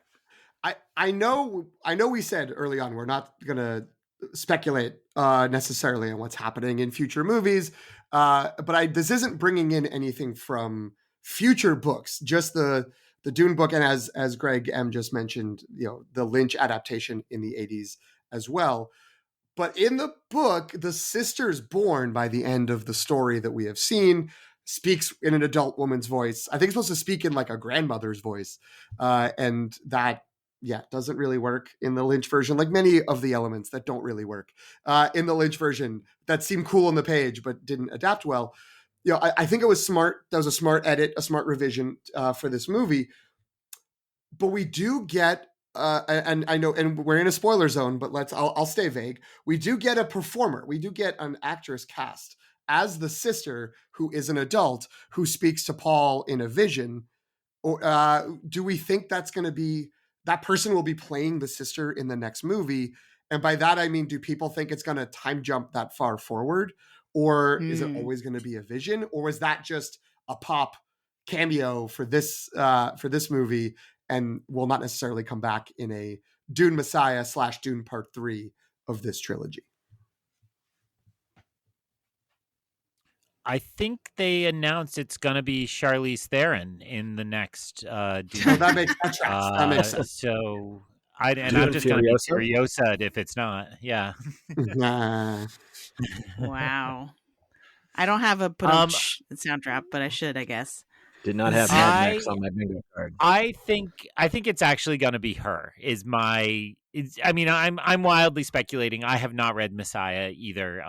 It sounds like we all rushed to our local bookstores and got a copy sent to us, or picked one up to continue our Dune journey. So I will be reading that over the summer too. But I suspect that, like Florence Pugh, who doesn't have a ton to do here, she gets to do some narration, but it feels like, I guess we'll continue the Star Wars talk. It feels like Samuel L. Jackson in Phantom Menace, right? Where you're like, oh, that's weird. He's here for just one scene and doesn't really get a lot to do, but it's kind of the promise of who that character will become. So that's how I interpreted that actress, who we're not naming, but definitely spoiled who it was, being in that one scene of this movie. If you've made it an hour 22 into this, and you know, come on, spoiler, it's all right. It's all right. That's true. I mean, it's been all over the internet. After we finish Dune Messiah, where everybody comes back and goes, "Huh." That's our basic. That's the show. I'm now realizing I'm gonna have to create a Phantom Menace soundtrack for Greg now. This is the new thing. I'm gonna have to create. Now, do I make it Duel of the Fates, or do I make it? I think it's Jake Lloyd saying, "What are midichlorians?" Like, oh, there we go. That's the one that stands out to me as the Phantom Menace pull. I like it. Yippee! All right, so next up maybe it just are you an angel? Okay, so next up is your favorite scene from Dune Part 2. PT first. Well, Jen, that would be you first. Yeah. Well, no, that's my show, so you're going first. Oh, wow. Okay. Wizard. I feel bad saying Getty Prime because everyone wants to say Getty Prime, but I'm going to say it. Like, that scene's so incredible. Somehow this turned into a draft that was not my intention. Like, yeah, we can all say the same thing. I guess that's true, but welcome to the breakfast pack, kids. How we roll. But yeah, I mean, I just think the visual choice there is incredible. The jump to it during the movie every time. I mean, again, I've only seen it twice, but it feels like even knowing it's coming, you're just like, yep, I'm still blown away by this. And then what it says about the characters that don't get as much screen time to develop, so that needs to really hit a lot of Harkonnen, information for narrative information, and I think it does it really well. So that's my favorite scene. Greg C., how about you? Yep. I'm gonna take the other one everybody would take, which is the Paul riding the sandworm. I will never forget that sequence, especially on a giant IMAX screen where my Coke is shaking in the cup holder. The image that really stands out to me is how the giant worm goes through the dune just like a little further away from him than you expect, and you're watching the sand dune collapse and him running across the top. I've heard a little of the behind the scenes, particularly about like how Timothée Chalamet stood on a plastic worm and they just blasted sand at him for like a month and a half. But I actually really don't understand how they did the shot I'm describing, because it just, everything about it screams real. I'm positive it's CG in some way, but it just looks incredible, and I don't know how you composite it in that way. My other movie thing I've been doing lately is my son and I have been going, as Sony has re-released the original Spider-Man movies. And what I love about the charm of those movies is like Tobey Maguire runs around a corner and then digital Spider-Man flies out, and it just, you're like, that's not a real human. Like, that's, and it was even worse in part 2 with Alfred Molina, because you're like, that is just really bad.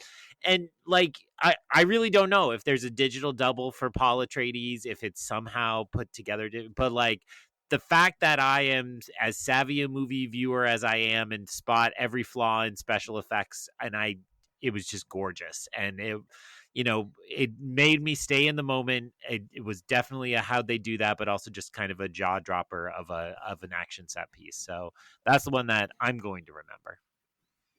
Hopefully that an explanation of that is on the 4K.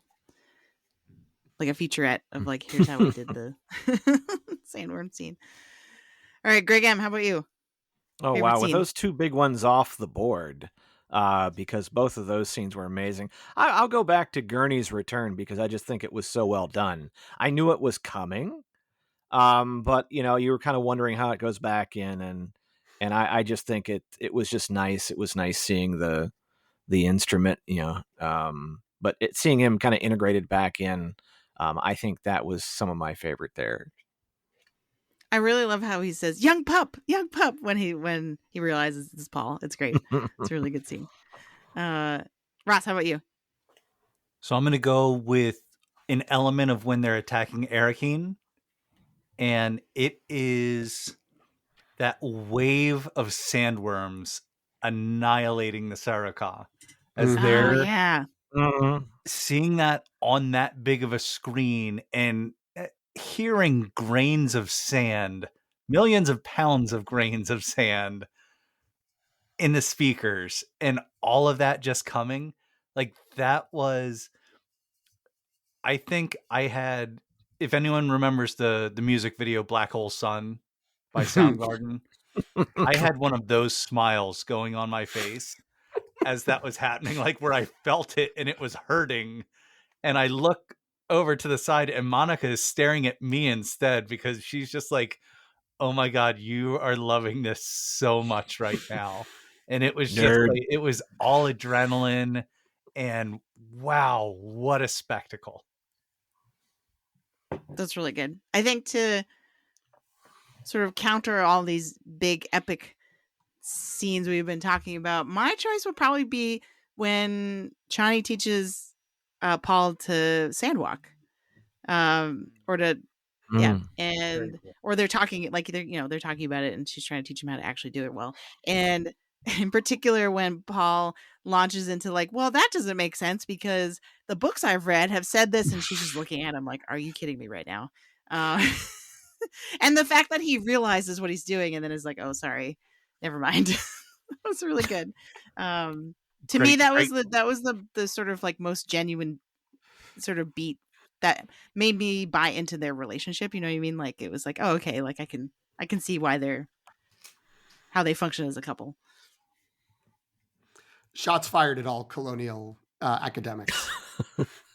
Yes. Well, that was the other thing, is like, I feel like this was a personal attack on me. And then I'm like, but I understand what but the books I've read, they have to be good for something, right? The people of the Nasarema, they... All right, nice. So the next one I have is, what is your favorite? This one we can expand out to both Dune Part 1 and Part 2, because I feel like a lot of these kind of probably apply to both of them.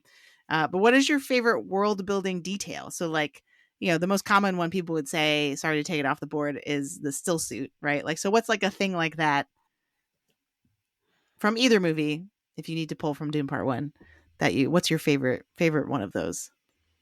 I think I alluded to this in the text thread, but the baby sandworms and where the water of life comes from. I just thought that just added some, because then you think, how long does it take for that grandfather worm that Paul rode to grow to that size if they start at the other size? And the maker keeper, how she goes in there and gets it, and it is so just technically perfect. in making this thing happen of, oh yeah, I can go get one right now and do it to you. And it's very violent, but beautiful at the same time. Shout out to that actress, because that actress is so good in just that little tiny moment. Like, I cannot recreate them here in my microphone, but the sounds she makes and the faces, like, you know, again, that's an actress like with a silly piece of plastic wrapped around her, but you believe every instant of it that she's really harvesting and so on. So, the fact that they stacked the cast that deep with somebody who's really talented for that just was wonderful. Allison Halstead. Nice. Oh, nice. Good pull. I would say the Fremen settlements and structures I really dug. I know the one that the Harkonnens destroy that has all the water, the reclaimed water in it, and I think the southern settlements, just that were nothing like this was in the Lynch movie. I mean, it was they got shorted so badly, but I really felt that the Fremen world was kind of really hashed out so much better, and culturally it was so much more nice to see. There was so much more there than just sort of like, hey, these guys just kind of pop up out of the sand. They're really good at fighting, and then they really don't like you. That was one of the things where I remember when I was reading the book being like, how on earth are they going to show this? You know what I mean? Like, it's one of those things that feels like it's unadaptable because it's just so specific and so unique. And yeah, they did a really good job. Yeah.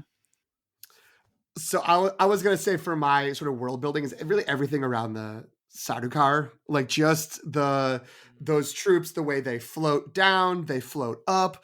When we see them mobilizing on their planet and they have the sort of the weird like guys with the masks that are shouting out the orders, all of that's really cool. And again, like we don't get a lot of it. We just get these little like snippets of like, yep, these are a menacing force of people who control the fighting for the empire, for the Imperium, and they're not to be trifled with. They're very threatening. So yeah, those were my, I think. I'm always happy whenever we get a little extra taste of what's happening with them. I feel like in one of our 18 previous Dune episodes, I talked about the ornithopter a lot. So I'll bracket my love of the ornithopter and go a little more plain. And I'm just going to take the, I don't know the technical term, the thumper, the little device that they put in. And, the sound design on that, the simplicity that it, just looks like something that might be in my garage as a part of like an old like sprinkler system or something. But I can't like even begin to describe the anticipation when it's thumping away in one of these giant theater presentations like we're talking about. You're looking at something so boring, right? You're looking at like a little piece of equipment just going up and down, and yet like you feel it so deeply and it's so well done. Absolutely love those. Love that. I guess I have to go with, and I feel bad because I feel like I did talk about this in our other episode, but the water extractors. From dead bodies or barely dead bodies. That I just remember having such a visceral reaction, that being like, like that's, and I think that's the sign of good world building when it's something so weird and so outside of what you expect to see, but is so normal in the story, that I thought that was really good. Just like always, my favorite thing for both movies is just anything that has to do with Arrakis being such a harsh desert, and then the whole culture forming around the idea of water and preserving water. Like in this movie, I feel like the moment when Lady Jessica starts to tear up because she's like so many souls, like she's looking at the big pool of souls that they have in the Fremen community, and Stilgar like just like thumbs away her tear and then eats it. And is like, don't give away your water to anybody. I just like, you would never see that in another movie. Well, and so Jen, one of the parts that I love about that, it makes me think about it immediately, is when Chani's talking to Paul at the very beginning, and she's doing that to the one Harkonnen soldier, and he like moves his hand and she just wipes it away like he's a bug. And I was just like, that is a brilliant example. And I love what you brought up there. That immediately brought that to mind. So that's wonderful. Right. It's just like a ho hum, like we do this every day kind of thing. And while for us, it's just like, what is happening right now? All right. I think I want to end with, because we always have one eye on the Oscar race. And while I'm assuming Greg and Ross are not following the Oscar race like crazy people like we do, I do want to ask you, like, if you personally were to give an Oscar to someone from this cast, who would it be? Or like, if one person from this cast gets nominated for an Oscar, who do you want it to be?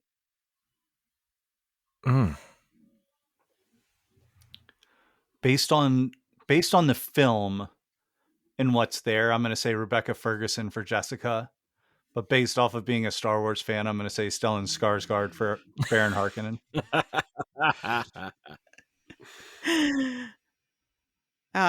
He really could not be playing two more different characters. It's crazy, right? Like between Luthen and the Baron. Well, really, how different are they? Oh, oh no! Ooh. No, don't do that. In the following essay, I will. Yeah. It's not going to be Greg. What's your Walken. Pick? Not Christopher Walken. If I was going to give an Oscar to this movie, I think you'd have to go. I would. Gosh, sound and visual effects, but acting, man. Oh, we can. Yeah, you can. I can broaden it out. I didn't mean to hone in just on acting.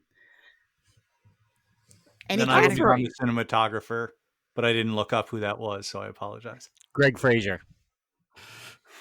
Thank you. You know what? Put it this way: this is the first time I've seen Timothée Chalamet in a movie. I will admit this. About an hour and 40 in, so I had nothing against this guy going in, other than I think he really pulled off a young, 15-year-old Paul Atreides, or however, he's supposed to be really young, as opposed to Kyle MacLachlan in 1984, who just had tremendous hair, but that was about it. He was very, very old. So I would say, I'd throw a nod to Chalamet in this, just because I think he did a great job. Why not? If we're just gonna throw some stuff out there, get him in there for Best Actor. Why not? Because how many do they get? 5, 10 now? How many go up for Best Actor? It's 5. Yeah, 5. Okay. Yeah, sure. 10 for Best Picture. 10 for Best Picture. Okay. Yeah, at this point he doesn't have a lot of competition, but that could change after the summer. See Wonka to see how different he can be, like to see his range is pretty incredible that those came out a couple months apart and had such a range. I think he's arrived as a big movie star now, as opposed to kind of an art house darling. Although if the Dune movies are the only Chalamets you've ever seen, I don't know if See Wonka is the next step in the process necessarily. That was you've got Lady Bird, you've got Interstellar, you've got Call Me by Your Name. Those are all. But he meant in terms of contrast. Greg was going for contrast, right? Yeah, going to Wonka for Dune after me was insane.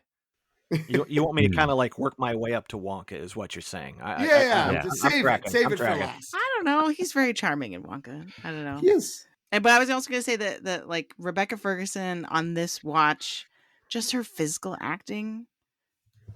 And how she's, I know there's some sound design involved in amplifying this too, but when she throws her voice, because it's really the fetus talking, it's so creepy. She does such a good job. And again, I know that's aided by like some sound effects and stuff like that, but even her looks of manipulation as she goes through things, she's always scheming, and you see it throughout the entire film. Like there's never a time where she's just like, oh, ho hum, it's sunny here on this sandy planet. Like there is machinations going on at all times. Yeah, for sure. A lot of great eye acting from Rebecca Ferguson in this movie. Well, because a lot of her scenes are just her sitting like cross-legged on the floor while crazy things are happening around her. You know what I mean? Like, so she really has to do a lot without saying anything. I mean, I'll throw a vote behind Rebecca Ferguson to change it up for all the reasons we mentioned when talking about his character. I'd love for Javier Bardem to get recognized. He's well loved by the Academy. He also has that sort of difficult role, even people who might get lost in the weeds of the lore and the effects and might be like, I don't know about this. They can connect to him and he's funny and they can keep the, that seems like both someone who I would say deserves to get recognized and also could potentially bubble up. Usually there's a lot of people who can get nominated for Best Supporting Actor, so I don't think he would make it to that point. But wouldn't that be great if he did? I was just verifying that he does have one. He did win for No Country, right? Yes. As did Christopher Walken for Best Supporting Actor for The Deer Hunter.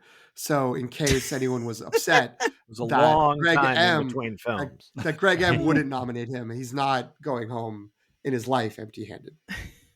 I was just gonna say I would in a heartbeat Oscar Ferry being the Ricardo's nomination for this.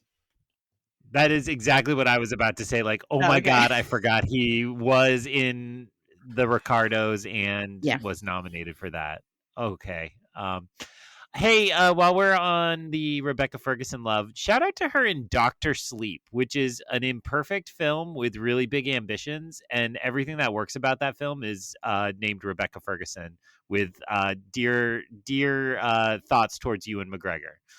Just in general, always dear thoughts towards Ewan McGregor. But but let's speak towards another movie. I have not watched it. Another movie where the director's cut allegedly really elevates it. There is a director's cut version of Dr. Sleep, and people say that really solidifies it. My takeaway on it was that it had to be three things: an adaptation of a book, a sequel to a book, and a sequel to a movie that is drastically different from the book, and that it did a pretty good job of straddling that line, even though in the end it was sort of like, did we need this? Did this have to exist? But then Rebecca the Hat would show up and I would be like, yes, this movie does need to exist because I need to have this in my life. And that's so funny because I enjoyed Dr. Sleep and I didn't even put together that was her until you just said that. Oh, nice. So, thank you. That's amazing. I can't find her next project on Wikipedia. Like, does anyone know what she's going to be in next? Other than another Dune movie, if that happens, you know what I mean? Well, Mission Impossible, Dead Reckoning Part 2, surprise, Ilsa's Revenge. Yeah, I think she's coming back. Mission Impossible, Dead Resurrection is what they'll call it. Dead Resurrection. I have not heard what her next project is. I mean, she's PT always makes this joke about how Stars has a lot of colors of princesses, and I know she's in one of those franchises that has taken a lot of her time and effort and energy. Right? Is she an Outlander? She's in one of those. She's in an Apple TV show called Silo, which is doing a second season. Yeah. Oh yeah. Allegedly, and there's a movie called Mercy. I wasn't sure if they got renewed. According to IMDb, but that also could just be a placeholder for, that like they assume there might be another season. There's also some movie called Mercy that's IMDb dated as 2025, and that it is currently filming as of 6 days ago, with Rebecca Ferguson, Chris Pratt, and Annabelle Wallace as the three top actors listed here. A detective is accused of a crime and is forced to prove his innocence is the very specific log line for Mercy. So, okay. Rebecca's eating. Rebecca's got food. Don't worry about it. Okay. Yeah. Also, like if you're somehow listening to this and have never seen her in particularly the two Mission Impossible movies, 5 and 6, she's incredible in those and well worth your time. I just want to say Denis Villeneuve. That's who I'm giving my Oscar to. He got shut out of even getting nominated for Dune Part 1, which is really, really dumb. And so he needs a nomination and a win for this. The discussion still all these months later is, do they award him now or do they wait for the third one like Peter Jackson in Return of the King? No. let's do it now before we get a really, really weird Dune movie that maybe people don't like. And he is moving on to a different project before Dune Part 3, whatever it's called, or Dune Messiah. And the new project sounds awesome, but I've already forgotten what the log line of it was. But it was like, yes, please go make that movie. That sounds amazing. And then come back. But I absolutely would follow. I just think he's the most deserving of this crew.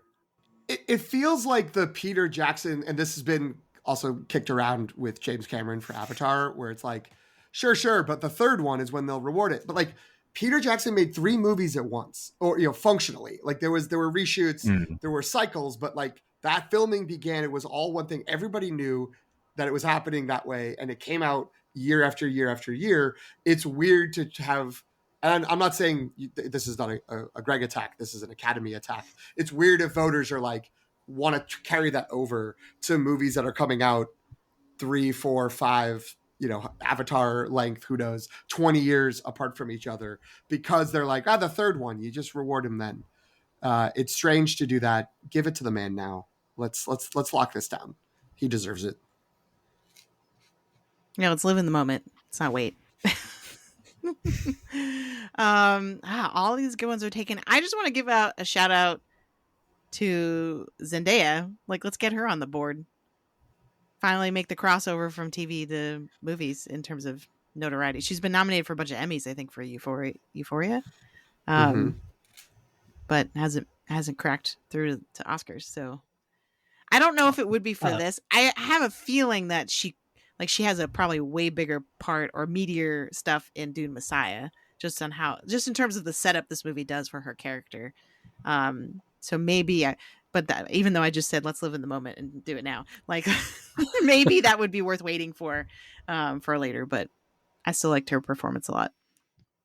I just want to shout out again in that Spielberg interview. Spielberg has this great question of Denis Villeneuve, and he asks, who was hanging out at Video Village and watching the monitors when you were like setting up shots? And Denis Villeneuve said Zendaya. And so I'm here for Zendaya directing a movie, making that jump eventually. It seems like, not only is she very, very talented and worthy of your vote, Jen, but the kind of knowledge she has been gaining across all these franchises and projects she's been doing, I think she would be fantastic behind the camera as well. Love it. All right. Any closing thoughts? Things about Dune Part 2 we didn't talk about it somehow in an hour and 50 minutes that we want to. When is the director's cut of this episode coming out? 90 more minutes. The Alan Smith version. Long day. This is just part 1. It comes after we finish recording, and I ask each of you to talk about Jodorowsky's Dune with me for a half hour. If you haven't watched it. I was gonna say we're about to start working on a nature documentary about the life cycle of a sandworm. That would take a long time. All right. I would be curious to come back after, because it sounds like Dune Messiah is on a lot of summer reading lists. It would be interesting to come back and have a discussion with this group on Dune Messiah, and as sort of a precursor, maybe like that'd be spoilers abound. But it would be a good excuse for me to finally, because I bought it. I remember buying I bought Dune Messiah, and I don't remember whether I bought Children of Dune or not. But I know I only found the first Dune, so that probably says to me that when I was like trying to figure out what books I want to keep. But I would like to kind of like pin myself to read Dune Messiah this summer, and it'd be nice to come back and on this show and talk about it. A Dune book club episode when they finally announce Part 3, which I think will be in the next 6 months. There it is. Yeah, there it is. Love it. I just want to note for our guests who may not pay as much attention to the Oscars, the assumption is this movie will, like the first one, be the front runner for a lot of those below the line technical awards: cinematography, editing, visual effects, sound. But there's also another Mad Max movie coming out, Furiosa, as mentioned earlier, or as referenced earlier, and Fury Road was a movie that won all those same awards. And both of those movies have the title of winning the most awards in the year they came out. And these two sequels are in a collision with each other. So if Furiosa hits those levels that we're hoping it does, it's going to be a potentially a bloodbath between the two of them fighting. So that's just, I'm planting that seed for both of you who to not think about the Oscars for 9 months. And then when you come back in like late February, when the nominations are out, you can see if that's true and see if these early stage predictions have actually come to the fore. I was going to say, you somehow made me already stressed out about my predictions because I'm like, no, that's going to make it really hard to predict those categories. Jen, by the time we get to the ceremony, I think it's going to be clear who's going to win. I'm more nervous about whether Furiosa is excellent, and then how. Sure. As long as that's excellent, I don't care. We'll shake it out later. But your predictions will be fine. I think. All right. And don't forget, in visual effects and sound design, you also have a monster of a storm coming with Twisters with an S. That's right. Greg Cass's hype draft pick, Twisters, its predecessor was nominated in those categories. It's true. Glenn Powell, I got your back. Is there going to be a flying cow in Twisters, though? That's the thing. Two. And what will the visual effects on that look like, right? Because that is in the first also, movie, right? yes, absolutely. Also, because we're doing hype draft updates, Megalopolis finally maybe has a distributor as of today. Oh. So Greg's back on track to have at least all 4 movies come out. Wait, who took it? We're there. The Anatomy of a Fall guy. I don't even think he's a studio. I think he's a guy who is releasing it. So it's not Neon, but it's a guy. No, it's a guy. Okay. Petcat. Sure. Like all good movies, they're being released by a guy. I didn't realize Anatomy of a Fall, good movie. I didn't realize we are going to try to backdoor a movie news segment into the end of this episode. Thanks. This is a full service long take review. This is the director's cut. This is what goes in. This is the director's cut. Yes. The extended edition with all the movie news that no one cares about except for us. So now we can talk about Tom Bombadil, right? Is this the place? Is this the time? Yeah, we can bring that back. All the talking. Wither Bombadil. Oh, that would not have made sense in the original movie like that. No. That would just thrown everything off the rails. But I love Tom Bombadil. So good. It's crazy they never filmed it. He never even tried to put it into The Hobbit. They just never scrambling for things to put into The Hobbit, and Tom Bombadil never came up. There's your limited series. Give me the Tom Bombadil HBO series. I'll watch that. Run out of money after Rings of Power too. So what money do they have left? The high water mark of the streaming era. Second season's coming. I don't know what you're talking about. They've already been filming it. It's happening. I'm eager for it.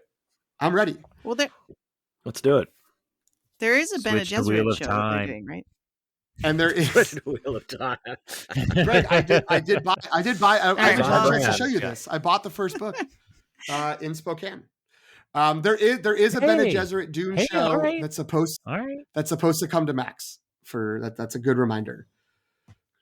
So streaming shows will happen. But we have no idea when that's happening, right? It just says late 2024, but it hasn't actually been announced. They started filming it a long time ago. Right. So always a good sign that it's never announced and they don't have it nailed down or finished. So, but theoretically, it's happening. It's been filmed. Maybe it's good. Okay. Something, and then we will end after this. So just last thought, now that you mentioned the Bene Gesserit. This rewatch, I noticed more Florence Pugh's character. There's a lot of setup going on because there's one scene in particular where the Reverend Mother is like, there's a reason that you were like one of my best students, or like you just demonstrated why you were one of my best students. And then I feel like it's her dad is like Christopher Walken's like, you're going to make a formidable empress. Right. And so I'm like, yes, let's do Messiah. Let's go. Like, even though I have no idea what the story is, I don't care. If it means more Florence Pugh, I'm into it. Pew pew. Yeah. Pew, pew, pew.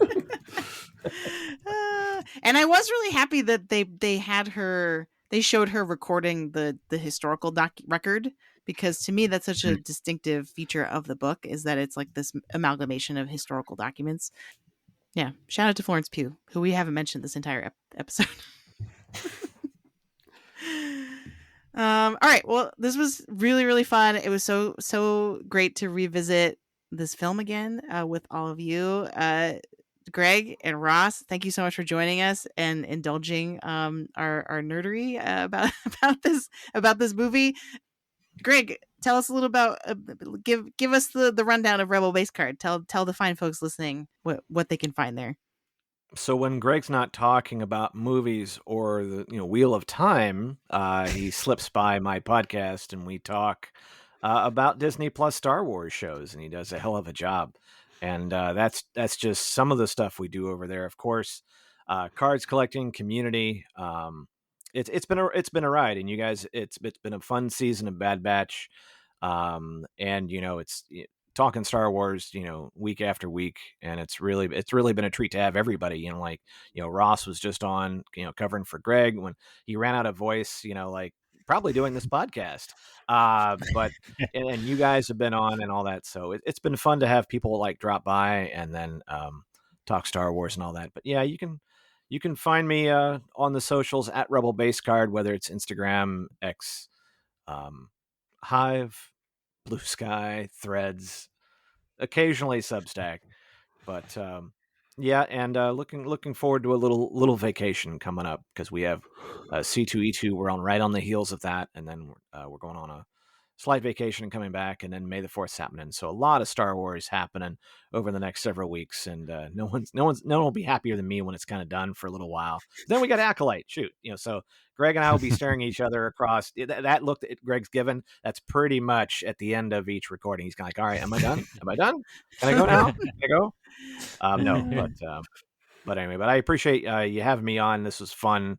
Getting a chance to talk Dune, and you guys have just done a marvelous job on this podcast. Not only talking about Dune, but really talking about the Oscar race and all that. It's really a lot more than And for those of us maybe that don't follow that closely, it's nice because now we kind of feel like we have a better thread on how all this works and the ins and outs. And so it's just been a pleasure talking movies with friends. It's awesome. Thanks, we appreciate that. And Ross, tell everyone about the album Cockpit Podcast. Yeah, Album Cockpit Podcast. Sorry, I messed that up. A deep dive into an album. So we're just laughing at Jen butchering it. It's not the lost art, and it is. I write it out and have it on a sticky, typically on my monitor, so I don't screw it up saying it.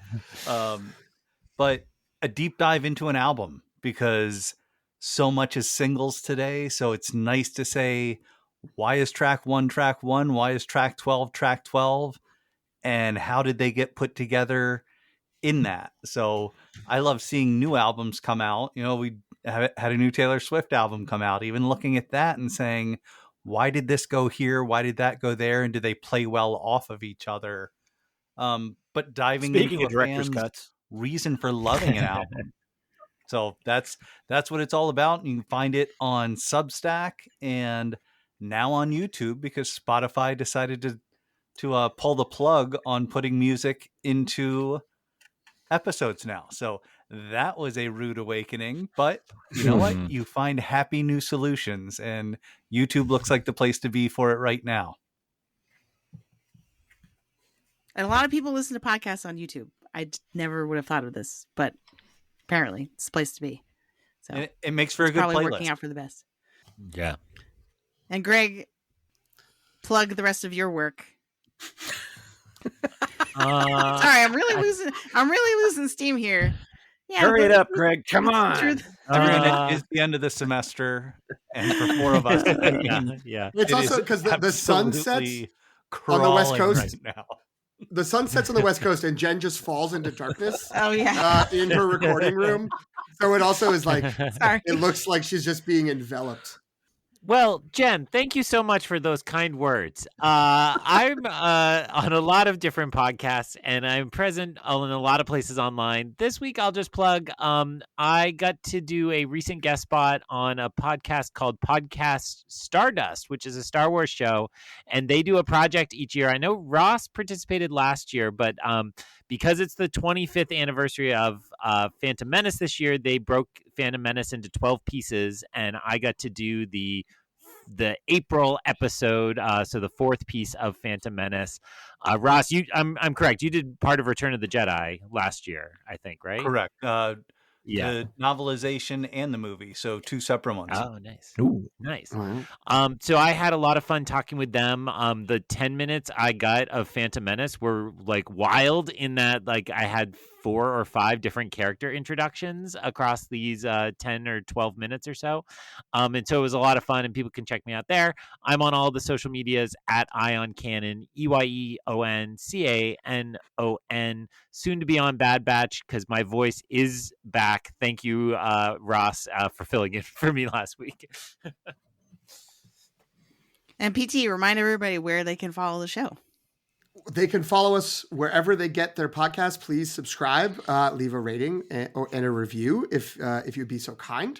You can follow us in our home base at Jen's Substack, thelongtake.substack.com, where you can also get all of her great written reviews.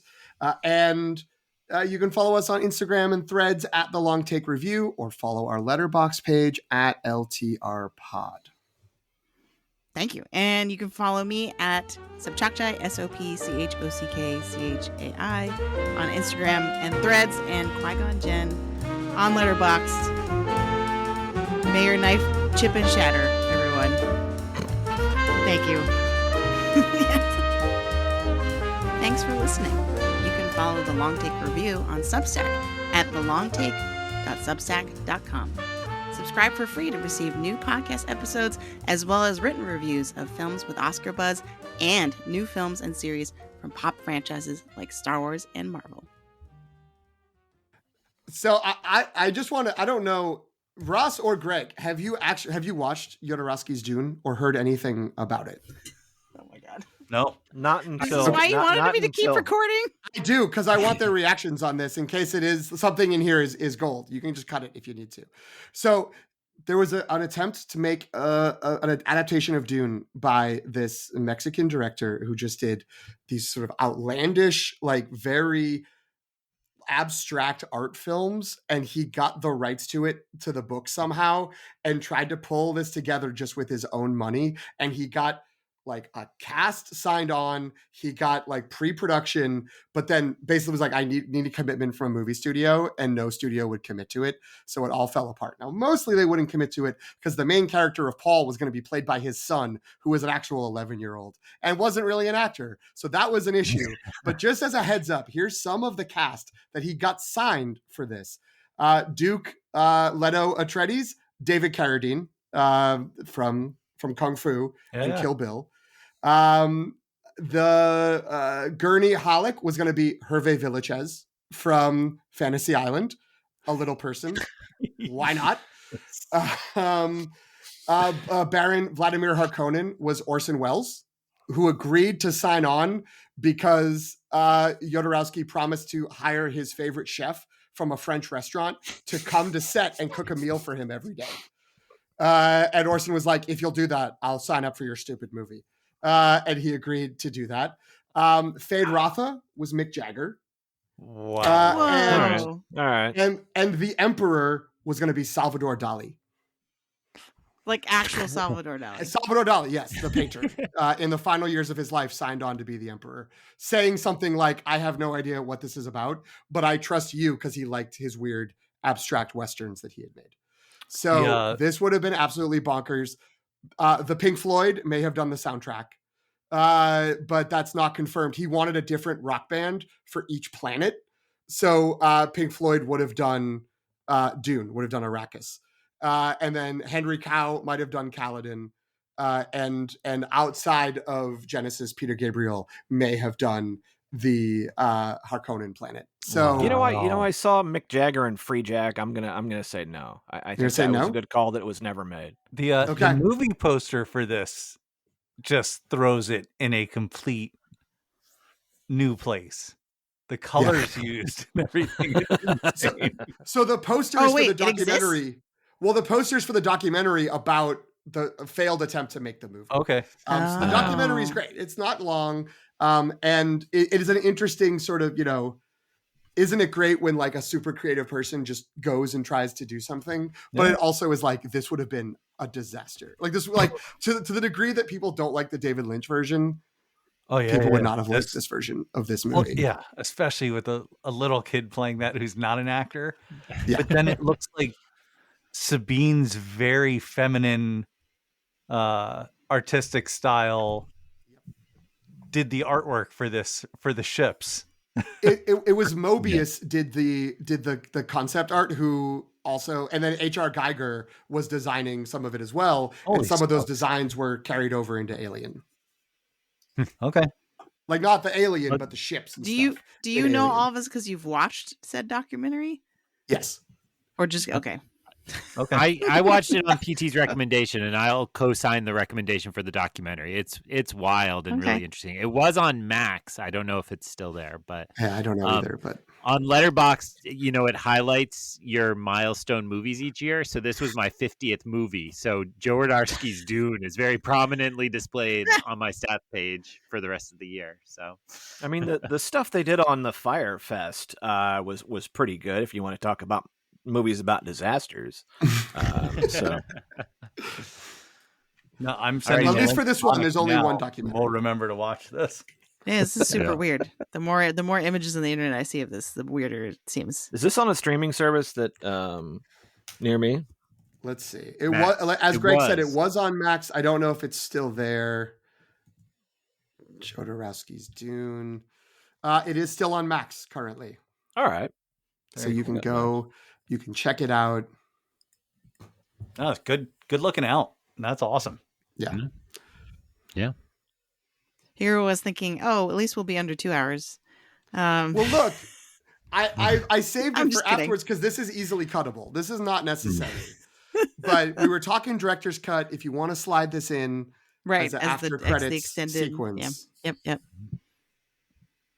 No, that's all right. right, the end. kill it, Jen, All right. because I want to go Thanks. to bed. This was fun. Oh, yeah, Put okay. us out of our misery. No, you got to stop it so we don't let us leave yet. It's not going to be a beautiful, Yeah, 'cause graceful. otherwise, I'm just gonna have Greg start doing the Bad Batch stuff while we're here. Like, might as well. Oh just- no, don't! I will Like, definitely stop then because then 15, 20 minutes. I haven't seen the episode. I've All right, I'll stop. seen